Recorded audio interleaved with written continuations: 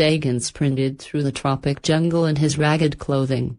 The trees were ginormous compared to him, spanning up to heights as large as 50 feet or more, towering down, casting shadows on the forest floor, making it almost impossible to maneuver around without tripping. Dagon knew this part of the forest like the back of his hand. He took a sharp turn and, not slowing down for a second, he kept sprinting through the forest, jumping over roots and sliding under obstacles.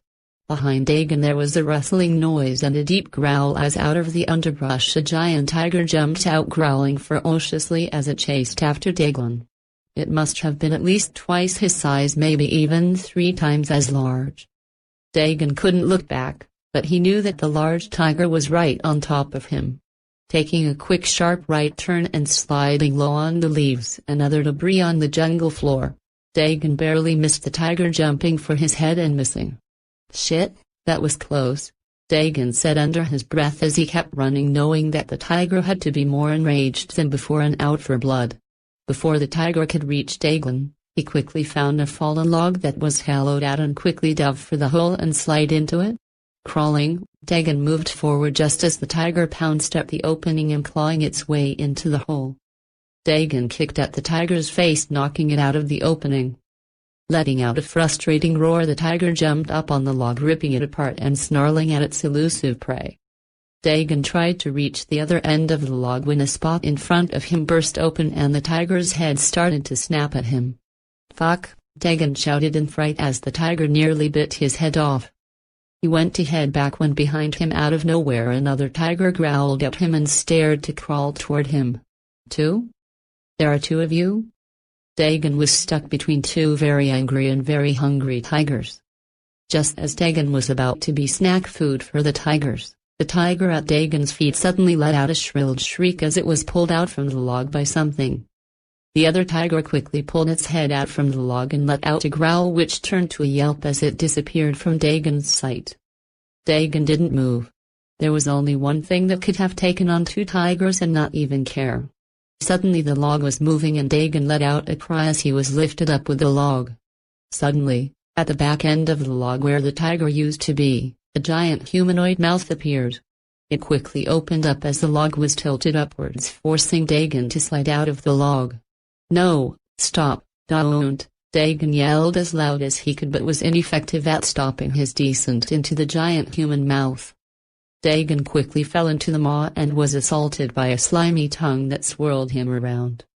"No," Dagon shouted as he was swished around. Dagon was covered in salvia and awaited what fate had in store for him as the tongue stopped moving. Suddenly he was spit out of the mouth into a giant feminine hand that belonged to a giantess that looked to be just a few years younger than Dagon, who was about 24. The giantess' mouth grinned at Dagon. Dagon quickly shouted at the giantess, "You know how much I hate it when you do that." The giantess giggled at him. "That's why I do it, brother," she said, still laughing. "God, now I'm going to smell like this for a week," Dagon said, upset as he wiped off a layer of slime. "Geez, Cindy, couldn't you have saved me sooner?" "You were fine," Cindy said as she lifted her other hand holding the 2 now dead tigers. "I was fine?" Dagon shouted at her. "One of them almost took my head off." Cindy blew a raspberry at Dagon, causing her spittle to cover his face again.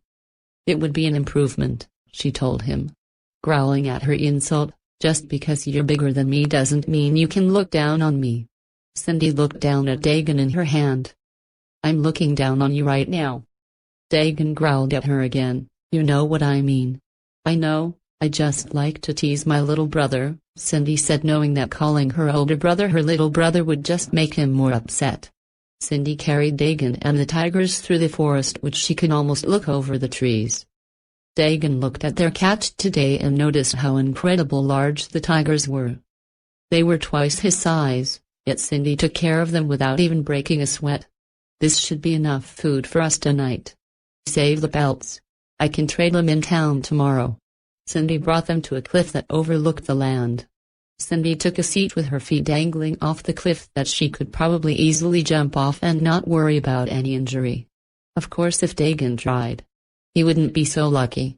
Looking over the landscape, Dagon watched as the sun was about to set in the horizon, giving the valley of trees a nice shade of red and green. "Let me get started with the food," Dagon told Cindy, who set him down. Dagon collected some firewood and started a fire. Then he began to peel the pelt off the giant tigers and prepared the meal for both Cindy and him. When he was done, he had 2 tiger pelt drying and the food almost done over the large fire pit. The sun was just setting and he heard Cindy's stomach growl at the smell of food. "Is this going to hold you?" Dagon asked. Cindy looked hurt. "Are you saying I'm fat?" Cindy patted her gut, which was the complete opposite of fat. "No. I didn't mean it like that," Dagon said, trying to correct himself. Cindy burst out laughing. "You're really bad with girls, aren't you, brother?" Dagon snorted. "Not just girls, but pretty much anyone else too. At least you can talk to people," Cindy said, killing her joyful mood.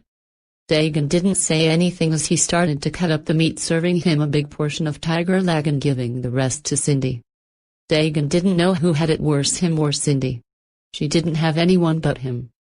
Dagon was thinking which town would offer the most money for 2 tiger pelts. He was quickly snapped out of his thoughts as soon as Cindy tossed her second tiger down, stripped of meat. She must have been starving because she picked them clean in the time it took him to only eat a few bites. There was a low growl coming from Cindy's gut. "Man, I'm full," Cindy shouted out loud, trying to cover up the noise. She patted her gut and laughed. "Here," Dagon said, offering Cindy the rest of his food. "Are you sure?" Cindy asked, hesitant at first, but when Dagon offered it again she didn't hesitate and ate it too. "Thanks, bro." Dagon didn't say anything as he should have known that those tigers were just a snack to growing giantess. He would need to try harder next time to get more food for her. As the fire started to die down, Dagon and Cindy got ready to sleep. He had a long road ahead of him and would take him a day or two to get to the nearest city and back. Cindy would have to wait for him to get back. "Let's get some sleep," Dagon said. "Okay, come here," Cindy said as she scooped up Dagon and cupped him in her hands to form a physical barrier around Dagon from the outside world. At night it was more dangerous for someone like him. "I won't let anything hurt you, brother." "Sleep in peace," Cindy whispered as she curled up, holding onto Dagon and drifting off to sleep.